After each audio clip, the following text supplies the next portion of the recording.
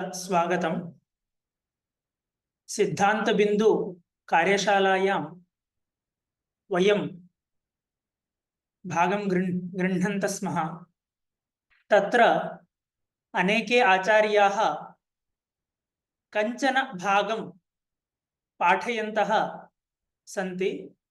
तत्र एतेपि आचार्याः भोजराजाचार्याः वर्तन्ते। ते इतः परं दिनत्रयं यावत् कक्षां स्वीकुर्वन्ति। तत्र अष्टमश्लोकः एतेषां भागः वर्तते।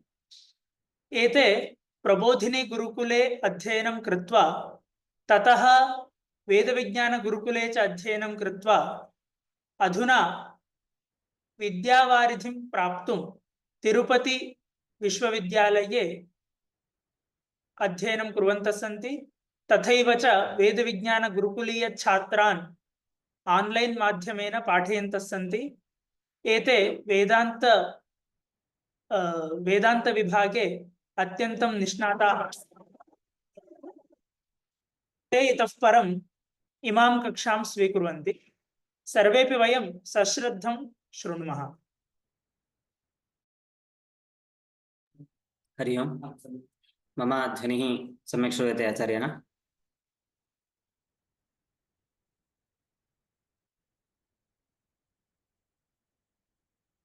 मम ध्वनिः सम्यक् श्रूयते खलु? अस्तु, आरम्भं कुर्मः।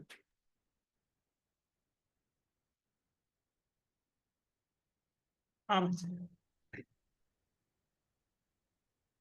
श्रीगुरुभ्यो नमः। आचार्य ध्वनिः किञ्चित् न श्रूयते वा? इदानीं श्रूयते। अस्तु। श्रीगुरुभ्यो नमः। श्रीशंकराचार्य नवावतारं विश्वेश्वरं विश्वगुरुं प्रणम्य वेदान्तशास्त्र श्रवणालसानां बोधाय कुर्वे कमपि प्रयत्नम्। भागगृहीतृभ्यः सर्वेभ्यः स्वागतम्। कार्यशालायाम् अस्याम् एतावता सप्तानां श्लोकानां व्याख्यानं पूर्वैः आचार्यैः कृतं वर्तते। इदानीं प्रसङ्गप्राप्तः श्लोकः वर्तते अष्टमः। अस्मिन् श्लोके शङ्करभगवत्पादानाम् आशयः आचार्यैः अत्यन्तं विस्तरेण निरूपितः वर्तते। विशेषेण यथा वेदान्तिनां प्रधानः कश्चन न्यायः अस्माभिः श्रूयते, अध्यारोप अपवादन्यायः, तस्य न्यायस्य यथार्थतया निरूपणम् अत्र वयं द्रष्टुं शक्नुमः। अयं च विचारः अन्येष्वपि प्रकरणग्रन्थेषु अस्माभिः द्रष्टुं शक्यते। तत्रापि सृष्टिक्रमस्य निरूपणं कृत्वा ततः प्रलयनिरूपणपुरस्सरं शुद्धे ब्रह्मणि चैतन्ये जगतः आरोपं कृत्वा नेति नेति इत्यादि जगन्निराकरणपूर्वकं शुद्धं यत्तत्त्वं तत्र पर्यवसानं द्रष्टुं शक्नुमः। सः आशयः अत्र अभिप्रेतः इति व्याख्यानं वर्तते। अतः संगतिं निरूपयितुम् आचार्याः प्रथमतया श्लोकात् पूर्वं किञ्चित् निरूपणं कुर्वन्ति। ननु आत्मनः स्वप्रकाशचैतन्यरूपत्वे सर्वदा भासमानत्वेन जाग्रत्स्वप्नसुषुप्त्यादिव्यवस्था कथम् इति प्रश्नः। अयं पूर्वपक्षिणः प्रश्नः वर्तते। कः आशयः? पूर्वतनश्लोकेषु निरूपणकाले परमात्मनः स्वयं प्रकाशत्वं व्याख्यातं द्रष्टुं शक्नुमः। तत्र स्वयं प्रकाशत्वनिरूपणार्थं तत्र अन्यस्य प्रकाशस्य अपेक्षा नास्ति इत्युच्यते। संविदन्तर अनपेक्षत्वम् इत्यपि तस्य एकं स्वरूपम्। तर्हि आत्मा यदि सर्वदापि भाति, अहञ्च परब्रह्मरूपी इति यदि मम सत्यं ज्ञानं वर्तते, तर्हि व्यवस्था कथं भवति? किमर्थं व्यवस्था नाम दर्शनस्य केषुचित् विषयेषु अयमपि अन्यतमः विषयः। अस्माभिः अवस्थाविवेकः प्रदर्श्यते। जाग्रदवस्था, स्वप्नावस्था सुषुप्त्यवस्था इति। अत्र अवस्थासु पदार्थाः कल्पिताः सन्ति। पदार्थानां सत्त्ववैविध्यं च वर्तते। यदि आत्मा सर्वदापि प्रकाशस्वरूपी एव, कथं वा अज्ञानम् एतान् पदार्थान् स्रष्टुं शक्नोति? अविद्यमानैः पदार्थैः कथं वास्तविकी व्यवस्था काचित् प्रपञ्चस्य कर्तुं शक्यते इति प्रश्नस्य आशयः। आत्मा स्वप्रकाशचैतन्यरूपी, स्वप्रकाशः इत्यस्य अयमाशयः।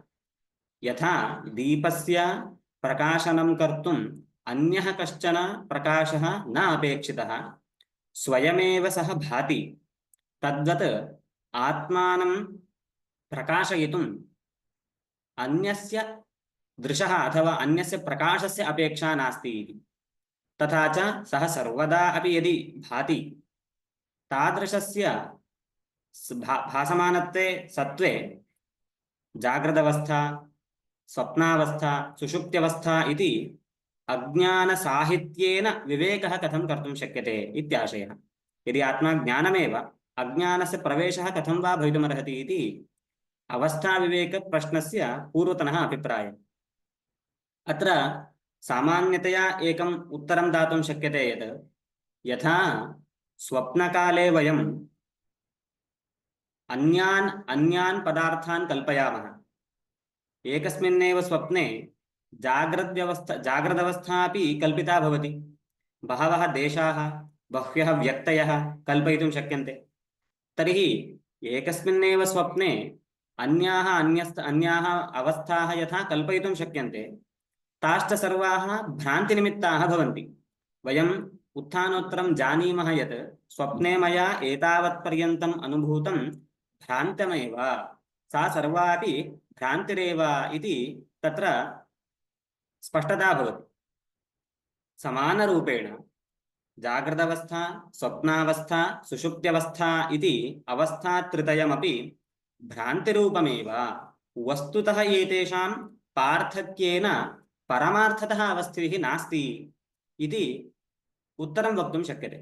परन्तु पूर्वपक्षी एतादृशम् उत्तरम् अनिच्छन् स्वयं एतादृशम् उत्तरं मास्तु इति मनसि निधाय पश्चात् कथयति, यदि सर्वासामपि अवस्थानां भ्रान्तिपूर्वकत्वम् उच्यते, तर्हि स्वप्नावस्था तु स्वप्नावस्था एव, परन्तु जाग्रदवस्था अपि स्वप्नावस्था स्यात्। यतः स्वप्नसाम्यं जागृति अस्ति, भ्रान्तिपूर्वकत्वं स्वप्नस्य अस्ति चेत् जाग्रदवस्थायाः अपि भ्रान्तिपूर्वकत्वं भवति। एवं सुषुप्तेः अपि भ्रान्तिपूर्वकत्वं भवति। तिसृणामपि अवस्थानां भ्रान्तिपूर्वकत्वम् अथवा भ्रान्तित्वं यदि निश्चीयते, अवस्थाविवेकः तदानीमपि न शक्यते। सर्वासामपि अवस्थानां स्वप्नत्वमेव स्यात्। अतः तादृशं स्वरूपं निर्वक्तुम् अनुचितं भवति इति पूर्वपक्षी चिन्तयति। अतः अग्रिमा पङ्क्तिः, न च भ्रान्त्या एव व्यवस्था इति वाच्यम्। इदं पूर्वपक्षिणां वाक्यं, भ्रान्त्या एव व्यवस्था इति न च वाच्यम्। किमर्थं? तथा सति सर्वस्य एव स्वप्नत्वापत्तिः इति एतावत्पर्यन्तं पूर्वपक्षभागः। इदं प्रश्नं मनसि निधाय अत्र आचार्यः समाधानं प्रयच्छति। इति चेन्न सर्वासामपि अवस्थानां स्वप्नत्वकथने कोऽपि दोषः नास्ति। किमर्थं? लक्षणतः तिस्रः अपि अवस्थाः स्वप्नतुल्याः एव। अत्र श्रुतिः अपि प्रमाणमेव भवति। तत्र एवं श्रुतिरस्ति, त्रयमप्येतत् स्वप्नं सुषुप्तं मायामयम् इति।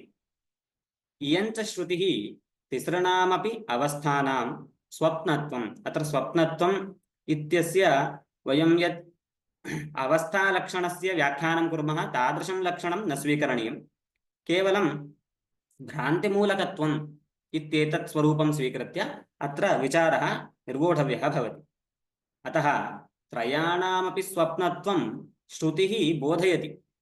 अतः सुषुप्त्यवस्था, स्वप्नावस्था, जाग्रदवस्था एतासां तिसृणामपि लक्षणतः स्वप्नत्वमेव वयम् अङ्गीकुर्मः, परन्तु व्यवहारनिर्वाहाय व्यावहारिकाणां प्रमाणानां प्रामाण्यसम्पादनाय काचित् व्यवस्था अवश्यं वक्तव्या। तर्हि तस्याः निर्वहणार्थं कश्चन विशेषः अन्यस्याः अवस्थायाः अपेक्षया अन्यस्याः अवस्थायाः कः विशेषः इति एतावत्तु वक्तव्यमस्ति। तत्स निरूपणं कुर्मः इति उत्तरं वदन्ति। तदेवमुच्यते लक्षणतः।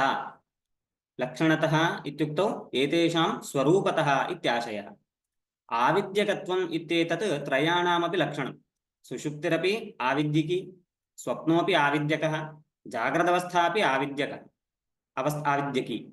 अतः तिसृणामपि अवस्थानां लक्षणतः स्वप्नत्वम् अङ्गीकुर्मः, परन्तु प्रतिभासतः, अत्र प्रतिभासः नाम व्यवहारः इत्याशयः, व्यवहारतः तु अविद्याकृतविशेषसम्भवात् असद्विलक्षणत्वेन च सविशेषत्वात् व्यवस्थोपपत्तेः। अत्र पाठान्तरं द्रष्टुं शक्नुमः। एकस्मिन् पुस्तके असद्विलक्षणत्वेन इति वर्तते, कुत्रचित् सदसद्विलक्षणत्वेन इत्यपि वर्तते। उभयत्रापि समन्वयं पश्यामः। अत्र प्रथमः हेतुः वर्तते अविद्याकृतविशेषसम्भवादिति। अन्यत्र जगतः अविद्याकृतत्वं समानमस्ति चेदपि अविद्याकृतविशेषः कासुचिदेव अवस्थासु वर्तते। इदानीं जाग्रदवस्थायां ये पदार्थाः सन्ति ते अविद्यया साक्षात् निर्मिताः, परन्तु स्वप्नावस्था इत्येतत् अथवा स्वप्नावस्थायां ये पदार्थाः सन्ति ते अविद्याकार्यभूतया निद्रया कल्पिताः इति वा अथवा अन्यः कश्चन आगन्तुकदोषः इति वयं परिभाषायां द्रष्टुं शक्नुमः। इयमेका वेदान्तपरिभाषा। आगन्तुकः दोषः नाम जन्यः कश्चित् दोषः। अविद्या स्वयं स्वरूपेण अनादिः, परन्तु अन्ये केचन दोषाः ये भवन्ति ते अविद्याकृताः। तैः दोषैः प्रयुक्तत्वम् इति अवस्थाविशेषे भेदं द्रष्टुं शक्नुमः। अतः अविद्यातिरिक्तदोषपूर्वकत्वम् इति अविद्याकृतविशेषः इति शब्देन विवक्षा वर्तते। यथा निद्रा अन्यत् कार्यम् इत्यादिकं दोषत्वेन अत्र स्वीकरणीयम्। अन्यच्च सविशेषत्वम् इत्युक्तम्। सविशेषत्वं कथं नाम असद्विलक्षणत्वेन। अत्र वयं सुषुप्त्यवस्थायां वा स्वप्नावस्थायां वा जाग्रदवस्थायां वा यान् पदार्थान् अनुभवामः ते सर्वे पदार्थाः असत्पदार्थात् विलक्षणाः। असद्विलक्षणाः इति कृत्वा तत्र कश्चन विशेषः सम्भवति। कः विशेषः इति प्रत्येकस्याम् अवस्थायां वक्तव्यम्। आपाततः जाग्रदवस्थायां स्वप्नावस्थायां च निरूपयामि। स्वप्ने सविशेषत्वं कथम् इति चेत् आत्मज्ञानातिरिक्तज्ञाननाश्यत्वम् इति। स्वप्नावस्थापि अविद्यापूर्विका एव, जाग्रदवस्थाप्यविद्यापूर्विका, परन्तु स्वप्नावस्थायाः नाशः आत्मज्ञान अतिरिक्तज्ञानेनापि सम्भवति। यदा वयम् उत्तिष्ठामः, व्यावहारिकज्ञानं यदा अस्माकं भवति, झटिति तावत्पर्यन्तम् अनुभूतं स्वाप्निकं ज्ञानं मिथ्या इति तस्य नाशम् अवगन्तुं शक्नुमः। परन्तु जाग्रदवस्थायाः आत्मज्ञानातिरिक्तज्ञान अबाध्यत्वम् इति कश्चन विशेषः वर्तते। स्वप्नावस्थायापेक्षया अयं विशेषः। इत्थम् अवस्थासु कश्चन विशेषः वर्तते इति कृत्वा लक्षणतः तिसृणामपि अवस्थानाम् आविद्यकत्वं समानं चेदपि स्वप्नत्वं समानं चेदपि व्यवहारतः वयं भेदं विशेषेण द्रष्टुं शक्नुमः। परन्तु एतावत् निरूप्यते चेदपि श्रुतिः यद्वदति, श्रुतिस्तु त्रयाणामपि स्वप्नत्वम् आविद्यकत्वं मिथ्यात्वं कथयति। तदेव अस्माकं परमार्थतः विवक्षितं वर्तते। अत्र कापि व्यवस्था नापेक्षिता इत्येव पारमार्थिकः सिद्धान्तोऽपि। केवलं व्यवहारार्थं किञ्चित् वैलक्षण्यं दर्शनीयं तदङ्गीकृत्य इतः परं निरूप्यते। एतस्य निरूपणं किमर्थं क्रियते इति चेत् यदि अस्य निरूपणम् अकृत्वैव निषेधः क्रियते अन्यत्र कुत्रचित् एतस्य अवस्थितिः सम्भावयितुं शक्येत, परन्तु तद् मा भूत् इति कृत्वा अत्रैव तस्य निरूपणं कृत्वा एतादृशं स्वरूपम् आत्मनः नास्ति इति निर्वक्तुम् एवं विचारः प्रक्रम्यते। तथा च पङ्क्तिं पुनः पठामि। लक्षणतः त्रयाणामपि स्वप्नत्वे अपि प्रतिभासतः अविद्याकृतविशेषसम्भवात् असद्विलक्षणत्वेन च सविशेषत्वात् व्यवस्थोपपत्तेः पूर्वपक्षिणा उक्तं न इति योजना। परमार्थतस्तु न कापि व्यवस्था इति वक्तुं भगवत्पादाः शङ्कराचार्याः इतः परं प्रकृतां कारिकाम् आहुः। तथा च कारिका वर्तते। न जाग्रन् न मे स्वप्नको वा सुषुप्तिः न विश्वो न वा तेजसः प्राज्ञको वा अविद्यात्मकत्वात् त्रयाणां तुरीयः तदेकोऽवशिष्टः शिवः केवलोऽहम् इति अष्टमी कारिका वर्तते अथवा अष्टमः श्लोकः। अत्र सृष्टिक्रमेण यदि अवलोकनं कुर्मः कारणं सूक्ष्मं स्थूलम् इति क्रमः अवगन्तुं शक्यते। तथा च श्रुत्युक्तः सः एव क्रमः भवति, परन्तु लयक्रमेण अत्र पौर्वापर्यव्यत्यासः वर्तते। पूर्वं सुषुप्तिः, अनन्तरं स्वप्नः, अनन्तरं जाग्रत् इति सृष्टिक्रमे भवति, परन्तु अत्र श्लोके आचार्यैः आदौ जाग्रदवस्थायाः निराकरणं, ततः स्वप्नस्य, ततः सुषुप्तेः इति यः क्रमः आदृतः वर्तते सः क्रमः लयक्रमः इति द्रष्टव्यम्। तदेव अत्र प्रथमया पङ्क्त्या द्रष्टुं शक्नुमः।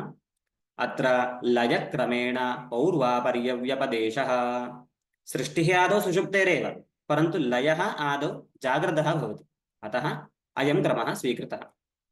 तथा हि इदानीं समेषां पदार्थानाम् इत्युक्तौ तिसृषु अपि अवस्थासु अस्माभिः अनुभूयमानानां पदार्थानां कथं मिथ्यात्वेपि उपस्थापनं कर्तुं शक्यते इत्येतस्य विचारः क्रियते।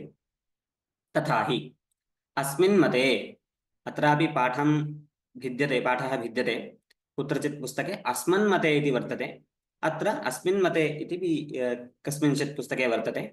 आशयस्तु वेदान्तमते इत्यभिप्रायः।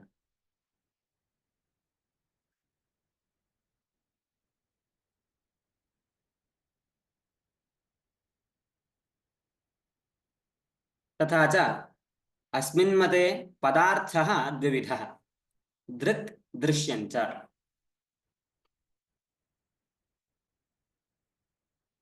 पदार्थवैविध्यम् आदौ प्रतिज्ञातं, कथं पदार्थभेदः अस्ति इति निरूपणार्थं पङ्क्तिः उक्ता। इदानीम् अत्र किञ्चित् मया शेर् क्रियते, द्रष्टुं शक्नुवन्ति इति चिन्तयामि। पदार्थः द्विविधः, दृक् दृश्यञ्च। दृक् नाम आत्मा, चैतन्यम् इत्येव सामान्यः अर्थः प्रथमतः उच्यते। दृश्यं, दृशि आत्मनि यत्किञ्चिदपि कल्पितम् अविद्यया आरोपितं वर्तते, मिथ्याभूतं, तत्सर्वं दृश्यम् इत्यनेन विवक्षितमस्ति। पुनः अपि दृक्पदार्थः त्रिधा अत्र अभिधीयते। ईश्वरः, जीवः, साक्षी इति अत्र भेदः। तस्य निरूपणं पश्यामः। अस्मिन् मते पदार्थः द्विविधः, दृक् दृश्यञ्च। अन्येषां वादिपरिकल्पितानां पदार्थानाम् अत्रैव अन्तर्भावात्। तत्र पङ्क्तौ द्विविधः इति कथने द्वावेव प्रकारौ इति परिच्छेदः क्रियते। किमर्थमेवं क्रियते नाम, अन्येषु mateषु वयं यदा पश्यामः पदार्थानां विवेकावसरे अन्यया संख्यया तैः प्रदर्शनं क्रियते। यथा वैशेषिकमते 7 पदार्थभेदं द्रष्टुं शक्नुमः, न्यायमते च 16 पदार्थविवेकं द्रष्टुं शक्नुमः तेषां सर्वेषामपि अत्रैव अन्तर्भावः भवति इति कृत्वा द्वयोः प्रकारयोः एव समेषामपि पदार्थानाम् अन्तर्भावः भवति इति कृत्वा अत्र प्रथमतया उक्तं द्वावेव प्रकारौ इति। अतः पदार्थः द्विविधः दृक् दृश्यञ्च इति। ततश्च उच्यते दृक्पदार्थः अपि त्रिविधः। त्रिविधः नाम दृक्स्वरूपं त्रिधा अस्माभिः अवलोकयितुं शक्यते। आदौ दृक् नाम किम् इति पश्यामः। दृक्पदार्थः आत्मा। आत्मा च अयं पारमार्थिकः एकः सर्वदा एकरूपोऽपि औपाधिकभेदेन त्रिविधः। पश्यन्तु दृक्पदार्थः आत्मा। आत्मा इति शब्दस्य स्वरूपम् इत्यर्थः। तर्हि सर्वस्यापि जीवस्य स्वरूपं यदस्ति सः एव आत्मा अत्र दृक्शब्देन अभिधीयते। पारमार्थिकः। पारमार्थिकत्वञ्च त्रिषु कालेषु अपि अबाध्यत्वं त्रैकालिक अबाध्यत्वं पारमार्थिकत्वं स्वीकुर्मः। यस्य पदार्थस्य त्रिष्वपि कालेषु बाधो नास्ति अत्यन्ताभावः नास्ति सः अयम् आत्मा दृक्शब्देन विवक्षितः। एकः इत्यपि विशेषणम् अद्वितीयत्वं बोधयितुम् आत्मातिरेकेण अन्यस्य कस्यापि त्रिष्वपि कालेषु अवस्थानं नास्ति इति बोधयितुम् एकः इति विशेषणं दत्तम्। अस्य स्वरूपे व्यत्यासः कदापि न भवति। अतः एव आत्मनः निर्वचनकाले सत्यः इति कथयामः। आत्मा सन् सत्वञ्च अव्यभिचरितत्वम् इदं कदापि स्वरूपं न परिवर्तते। अतः सर्वदा अयम् एकरूपी एव, परन्तु औपाधिकभेदेन त्रिविधः भवति। उपाधयः अवच्छेदकाः परस्पर इतर स्वरूप परामर्शात् व्यावर्तनं कर्तुं कल्पिताः पदार्थाः उपाधयः भवन्ति। उपाधिभेदात् अस्य स्वरूपेपि उपचारतया औपाधिकः भेदः आरोप्यते। अतः औपाधिकभेदेन अयं त्रिविधः इति पश्यामः। किं तत् त्रैविध्यम् इति चेत् अत्र आचार्यैः निरूप्यते। अयम् औपाधिकभेदेन त्रिविधः ईश्वरः जीवः साक्षी इति। एतत् स्वरूपं वयं प्रकरणग्रन्थेषु अपि श्रुतवन्तः स्याम। तस्यैव स्वरूपस्य विशेषेण निर्वचनम् आचार्याः कथं कुर्वन्ति इति पश्यामः। प्रथमतया ईश्वरः। ईश्वरस्य अपि भेदः प्रदर्श्यते। भेदमनन्तरं पश्यामः। आदौ तस्य स्वरूपं पश्यामः। ईश्वरो नाम कारणीभूत अज्ञानोपाधिः इति निर्वचनम्। अंतःकरण तत्संस्कारावच्छिन्न अज्ञानोपहितः जीवः प्रपञ्चितञ्च एतत् अधस्तात् इति ग्रन्थपङ्क्तिः। वयं पूर्वतनकक्षासु वस्तुतः प्रथमश्लोके एव अयं विचारः निरूपितः वर्तते। तत्रैव उक्तं यदज्ञानं समग्रप्रपञ्चस्य कारणीभूतं वर्तते तस्य अज्ञानस्य अवच्छेदेन अयम् ईश्वरः इदं दृक् ईश्वरः इति संज्ञां प्राप्नोति। अतः कारणीभूतेन अज्ञानेन उपहितं चैतन्यम् ईश्वरः इति वक्तुं शक्नुमः। द्वितीयः दृग्भेदः वर्तते जीवः इति। जीवस्य स्वरूपमुक्तमस्ति अंतःकरण तत्संस्कार अवच्छिन्न अज्ञानोपहितः। अज्ञानमेव अत्रापि जीवस्य अवच्छेदकं वर्तते, परन्तु अत्र अज्ञानं कीदृशम् इति चेत् अंतःकरण तत्संस्कारावच्छिन्नम् अज्ञानं वर्तते। किमर्थमिदं वक्तव्यं चेत् लोके जीवस्वरूपे नानात्वम् अस्माभिः दृश्यते। केवलम् अज्ञानम् एकमेव अत्र उपाधिः इति स्वीकुर्मः चेत् प्रत्येकं जीवस्य बन्धमोक्षादिव्यवस्थां कर्तुं न शक्नुमः।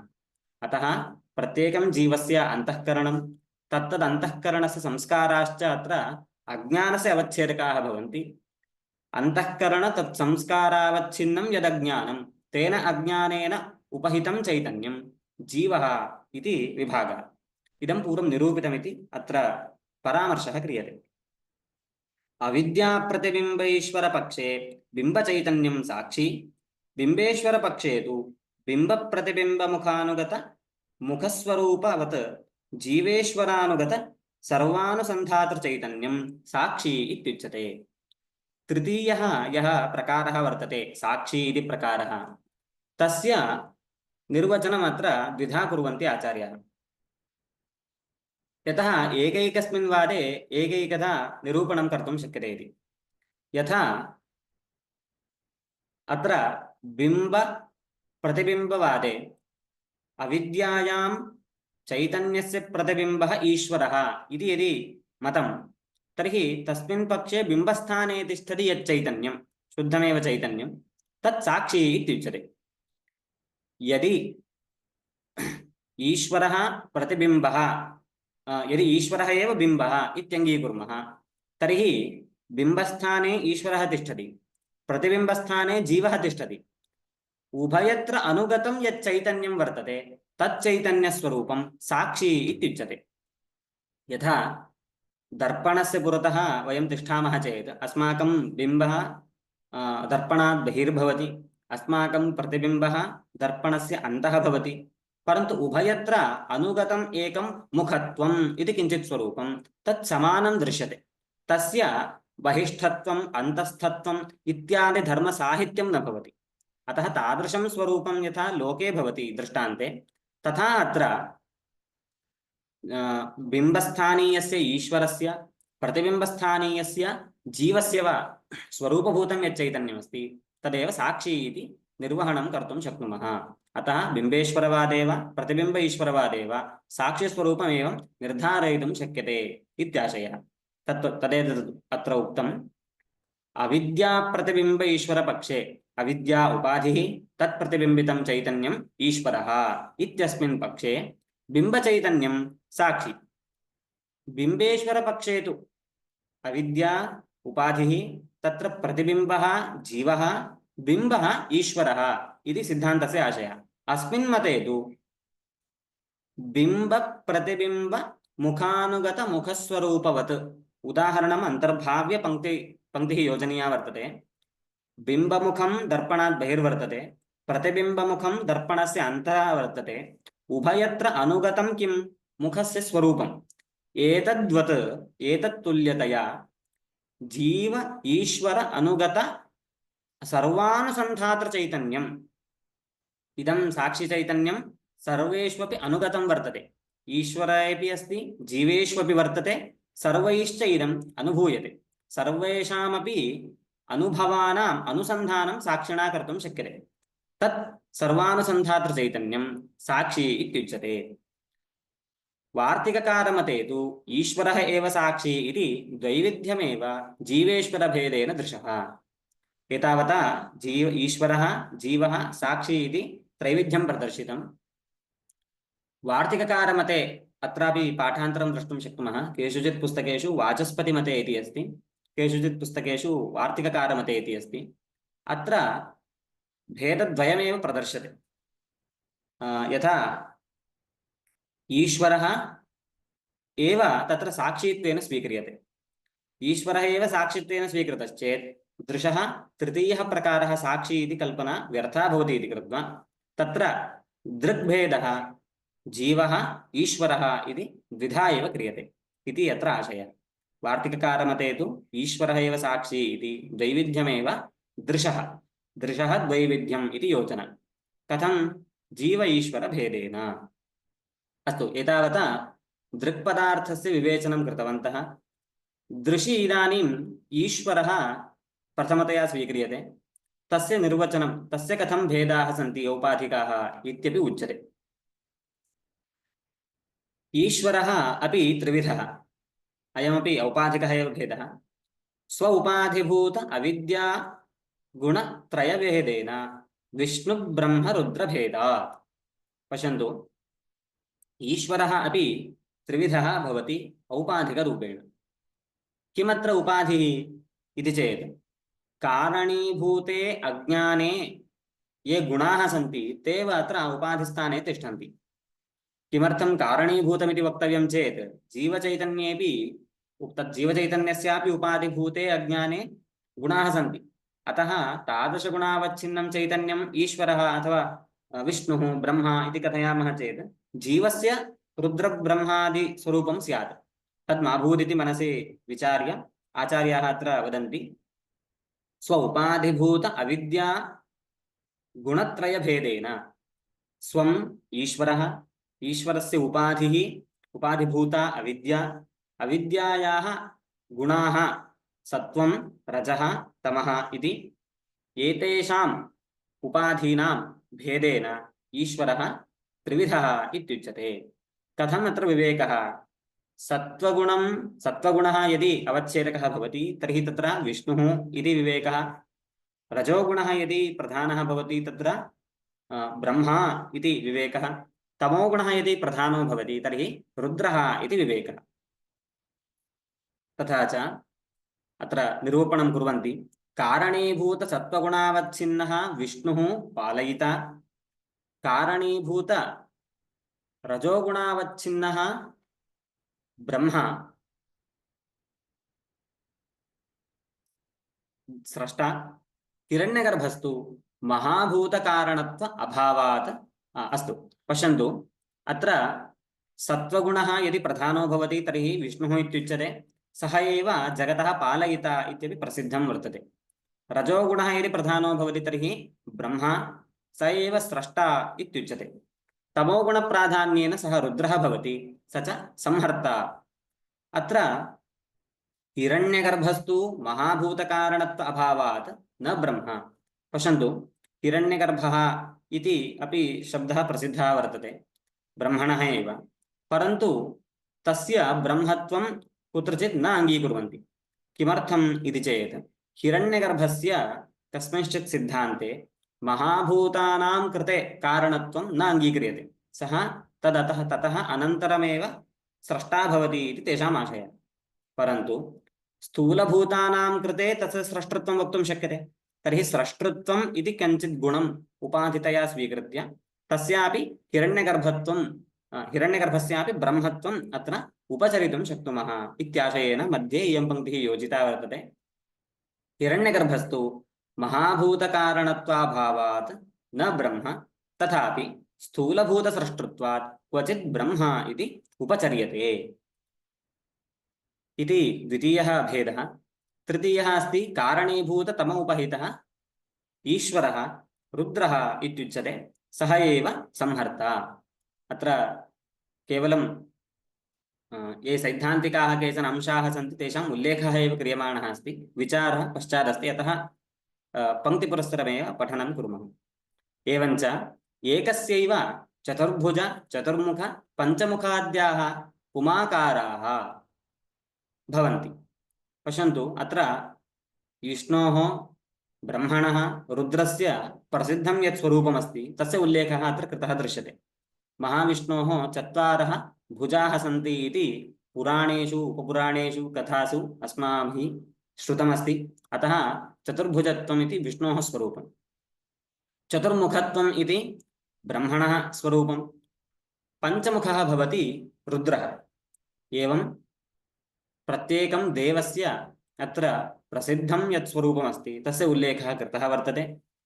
एते ईश्वरस्य पुमाकाराः, स एव ईश्वरः स्त्र्याकारमपि प्राप्नोति, तस्य उल्लेखम् अग्रे कुर्वन्ति, श्रीभारती भवान्याद्याश्च स्त्र्याकाराः सन्ति।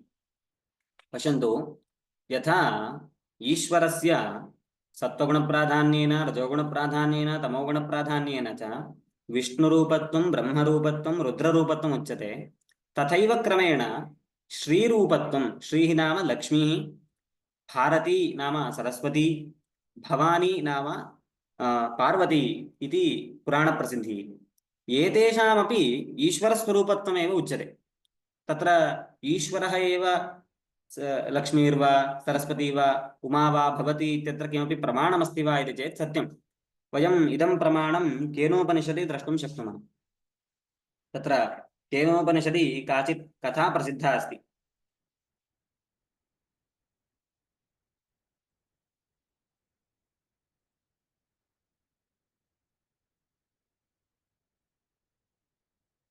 एकं क्षणम्।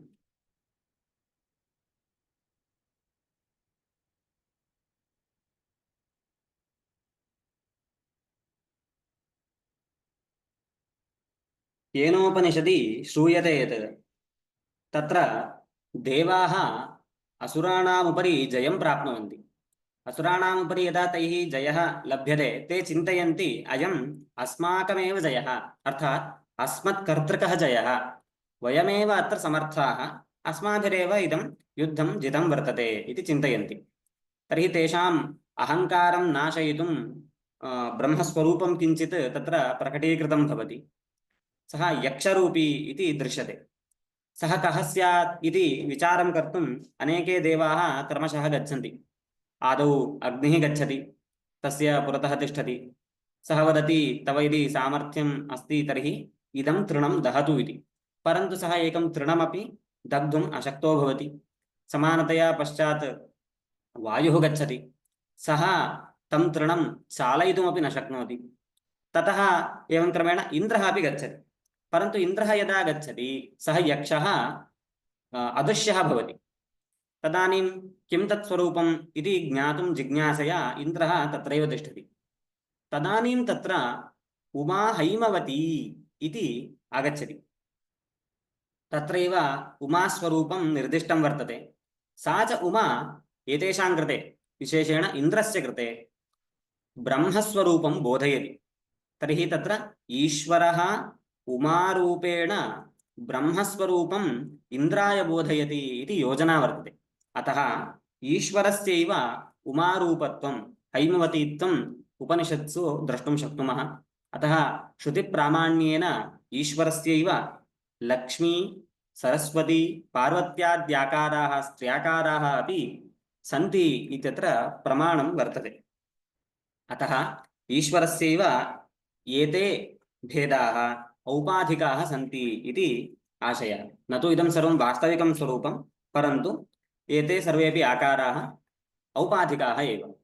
न केवलम् एतावन्तः, अन्यदपि अस्माभिः पुराणेषु यत्किञ्चिदपि श्रूयते तदपि औपाधिकमेव स्वरूपम् इति वर्णयन्ति। अग्रिमा पङ्क्तिः अत्रैव अस्यामेव पङ्क्तौ तद्वर्तते। अन्ये च मत्स्यकूर्मादयः अनन्तावताराः लीलया एव आविर्भवन्ति भक्तानुग्रहार्थम् इति अवधेयम्। अन्यानपि वयम् अवतारान् शृण्मः। महाविष्णुः मत्स्यावतारं, कूर्मावतारं, वराहावतारं, नरसिंहावतारं, श्रीरामावतारं, श्रीकृष्णावतारं सर्वं प्राप्नोति इति। इदं सर्वमपि धारणं भक्तानाम् अनुग्रहार्थं लीलया एव आविर्भवति। लीलया इत्युक्तौ सङ्कल्पमात्रेण, अत्र किमपि अन्यत् आदाय तस्य स्वरूपे परिवर्तनं भवति इति न आशयः।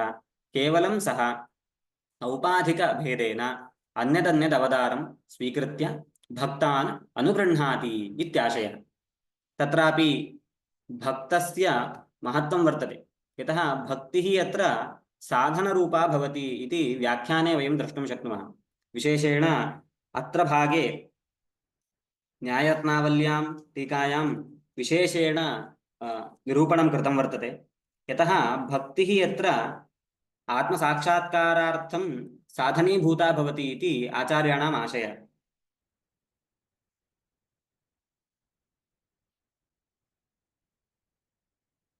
भगवान् अपि भक्तान् उद्धर्तुम् अवतारान् स्वीकरोति इति गीतासु द्रष्टुं शक्नुमः।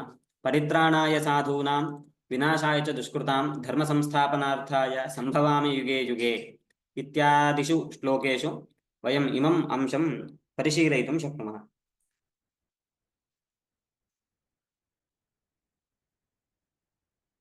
अस्तु, तथा च ईश्वरस्य एतादृशं स्वरूपं किमर्थम् अपेक्षितम् इति किञ्चित् वक्तुम् अग्रिमं श्लोकमेकम् आचार्याः अत्र रचयन्ति।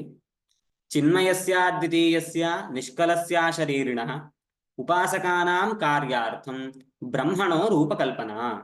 एकस्यैव ब्रह्मणः एतादृशं रूपं किमर्थं कल्प्यते इत्युक्तौ सः स्वरूपेण चिन्मयः। चिद् नाम ज्ञानमित्यर्थः। ज्ञानस्वरूपी स च अद्वितीयः। निष्कलश्च, कलाः नाम अवयवाः इत्यर्थः। अवयवरहितं निरवयवं स्वरूपं ब्रह्मणः अतः निष्कलः इत्युच्यते। अशरीरी अस्य किञ्चित् स्वरूपे शरीरं नास्ति। तत् कारणशरीरं वा सूक्ष्मशरीरं वा स्थूलशरीरं वा किमपि शरीरमस्य नास्ति, अतः अयम् अशरीरी। यदि एतादृशं स्वरूपं भवति उपासनायां कष्टं स्यात्।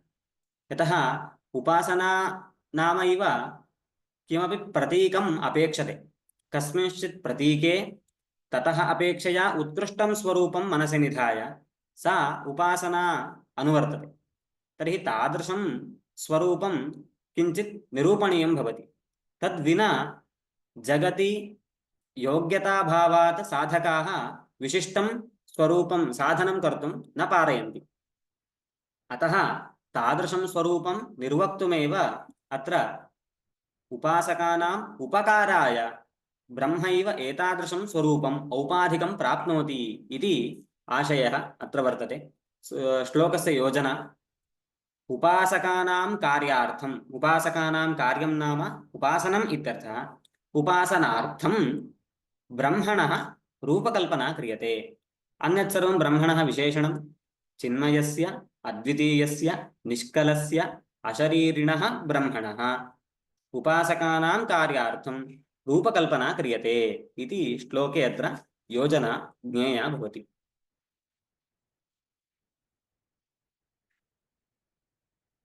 एवं रूपेण तत्पदार्थविवेचनं दृष्टं।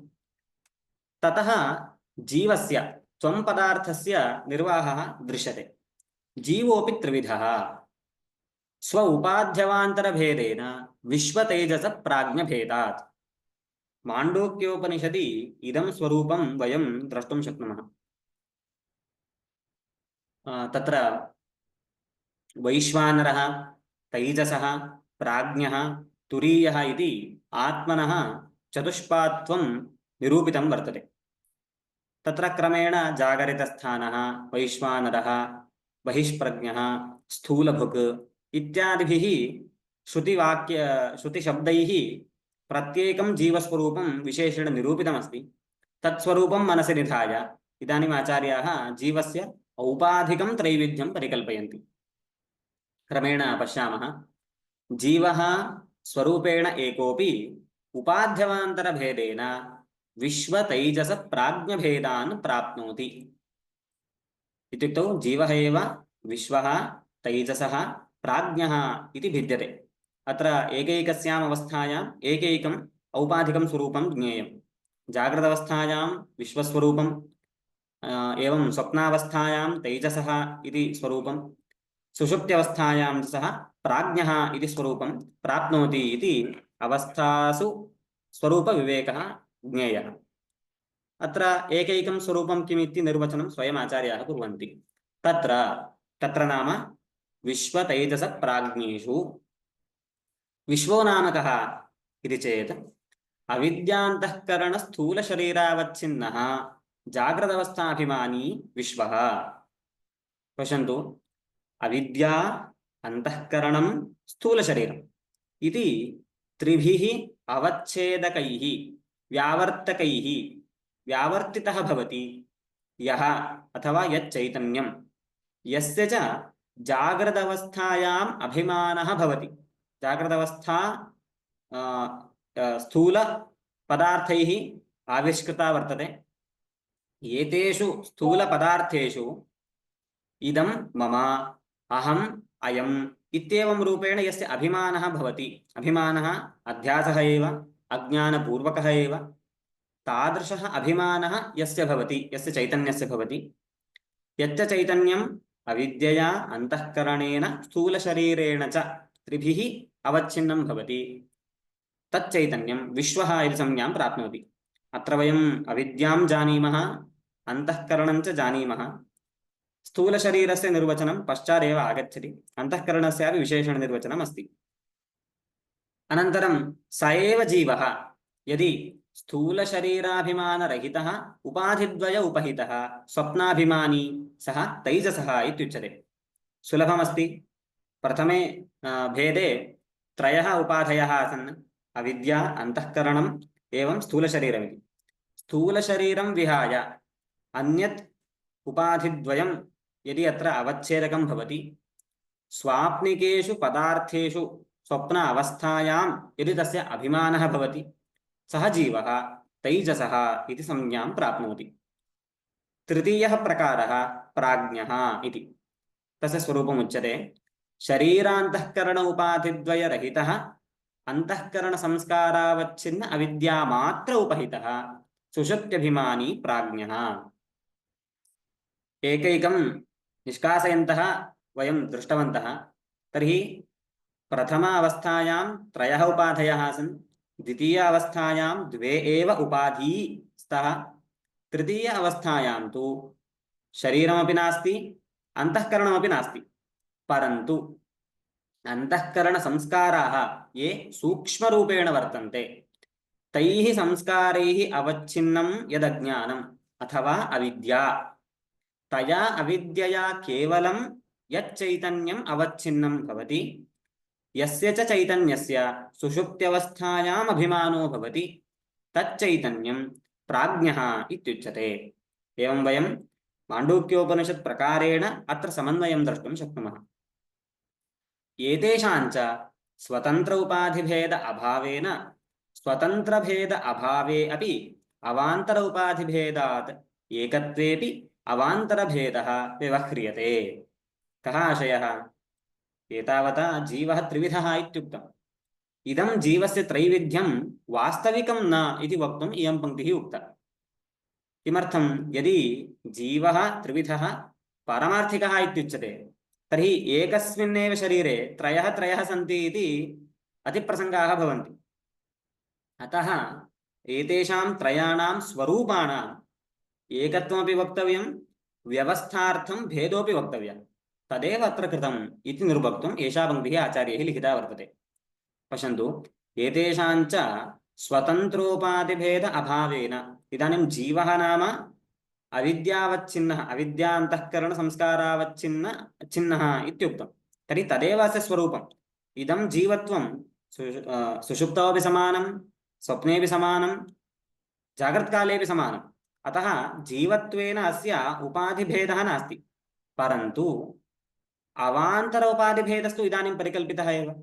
अवान्तर उपाधिभेदो नाम यथा स्थूलशरीरम् अनन्तरं सूक्ष्मशरीरं केवलं संस्कारावच्छिन्न अविद्या उपाधिः इति अवान्तर उपाधयः केचन कल्पिताः। अतः तैः अवान्तर उपाधिभिः भेदः कल्पनीयः। स्वतन्त्रः उपाधिः नास्ति इति कृत्वा अभेदोऽपि वक्तव्यः। अभेदः नाम भेद अभावोऽपि वक्तव्यः। अतः स्वतन्त्र उपाधिभेदस्य अभावेन, स्वतन्त्रतया प्रत्येकं जीवस्वरूपस्य भेदकः नास्ति इति कृत्वा तथापि अवान्तर उपाधिभेदः अस्ति इति कृत्वा जीवस्य एकत्वेपि अवान्तरभेदः व्यवह्रियते। व्यवहारः केवलम् इत्याशयः। इति दृक्पदार्थे ईश्वरः निरूपितः, जीवः निरूपितः। तृतीयः प्रकारः अस्ति साक्षी। साक्षिचैतन्यं पूर्वम् उक्तं यथा तथैव स्वरूपमत्र पुनः विमृश्यते। साक्षी तु सर्वानुसन्धाता। इदं साक्षिस्वरूपं सर्वेषु चैतन्यप्रकारेषु अनुगतं स्वरूपम्। अतः सर्वत्रापि अनुभूतम् अनेन अनुसन्धीयते। सर्वानुगतः तुरीयाख्यः एकविधः एव। माण्डूक्योपनिषदि एव आत्मनः त्रीन् सोपानान् व्याख्याय चतुर्थः अयं प्रकारः तुरीयः इत्युक्तम्। तुरीयं नाम चतुर्थम् अन्तिमं च इत्यभिप्रायः। अयमेव तुरीयः शान्तः निष्कलः परमात्मा इत्युक्तम्।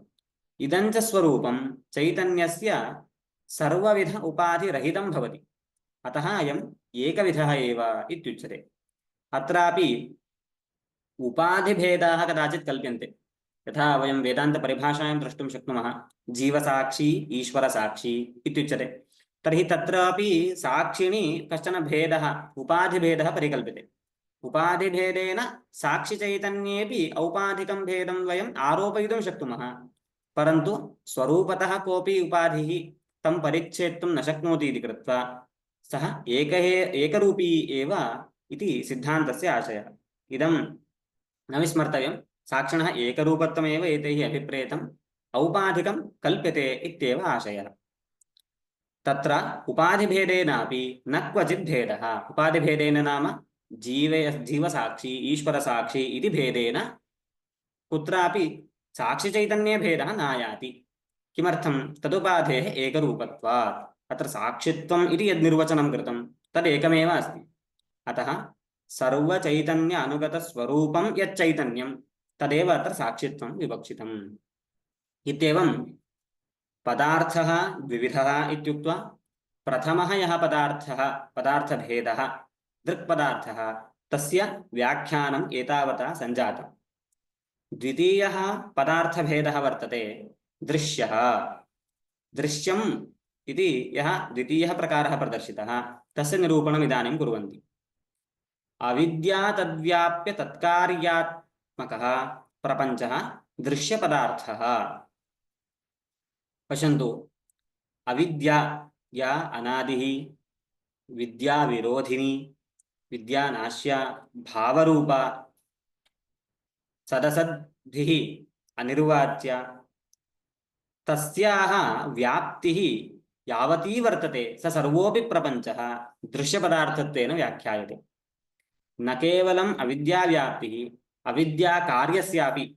अविद्याकार्यम् इत्युक्तौ अविद्यया अविद्योपादानतया यत्किञ्चिदपि उत्पन्नं वर्तते, तत् प्रातिभासिकं वा भवतु, स्वप्नादिषु कल्पितं वा भवतु, तत्र सर्वत्रापि व्याप्तं सर्वमपि जगत् दृश्यशब्देन विवक्षितम्।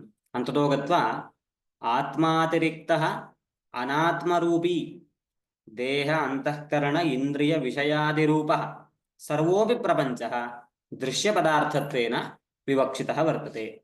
समीचीनम्। अविद्या तद्व्याप्य तत्कार्यात्मकः प्रपञ्चः दृश्यपदार्थो भवति।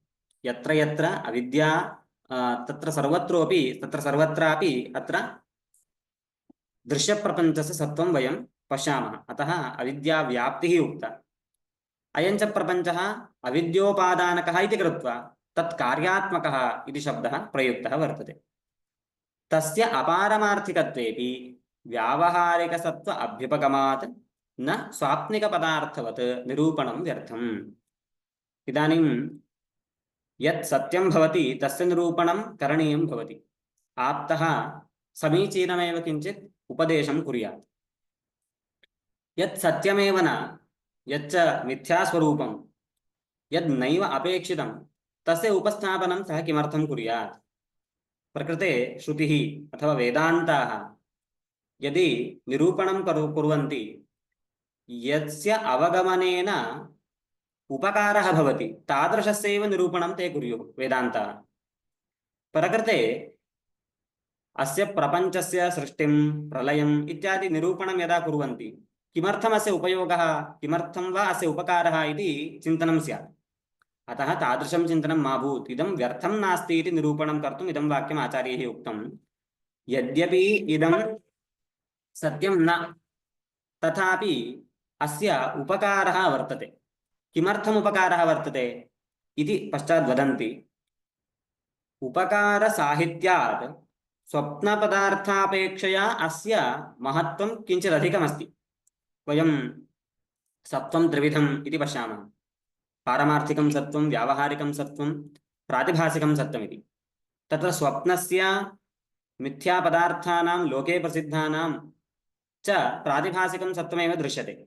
तदपेक्षया किञ्चित् अधिकं सत्त्वं व्यावहारिकानां पदार्थानाम् अस्ति। अतः यावत्पर्यन्तं मोक्षः नास्ति तावत्पर्यन्तं तु एतेषां सत्त्वम् अस्माभिः अङ्गीक्रियते। इदञ्च परिभाषायाम् एकस्मिन् श्लोकेपि द्रष्टुं शक्नुमः। आत्मसाक्षात्कारपर्यन्तं तु प्रामाण्यकल्पनं कुर्मः।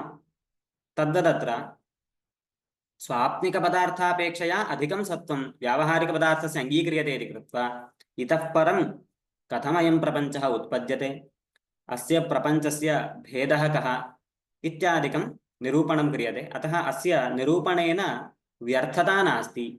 अपि च लोके यः जीवः सः स्वभावतः द्वैतमेव पश्यति।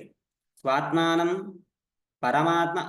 परमात्मभेदेनैव अवगच्छति अथवा परमात्मना अभेदं न अवगच्छति। अतः इदं साधयितुं सः उपासनादिप्रक्रियायाम् अन्तर्भवेदेव। तर्हि उपासनार्थं तु प्रतीकादीनाम् अपेक्षा भवति। प्रतीकादीनां समर्पणं कृत्वा उपासना यथा स्यात् तथा कर्तुं व्यावहारिकप्रपञ्चस्य निरूपणम् अनिवार्यं भवति इति कृत्वा उपासनादीनाम् उपकारार्थं व्यावहारिकप्रपञ्चस्य उपयोगः वर्तते। तदुपकारनिर्वाहाय अस्यापि प्रपञ्चस्य दृश्यस्य प्रपञ्चस्य निरूपणम् उचितं भवति इति मत्वा इतः परं सः विचारः प्रवर्त्यते। इदम् अग्रिमकक्षायां पश्यामः। अत्र अद्यतनस्य समाप्तिः भवति। यदि प्रश्नाः सन्ति प्रष्टुं शक्नुवन्ति।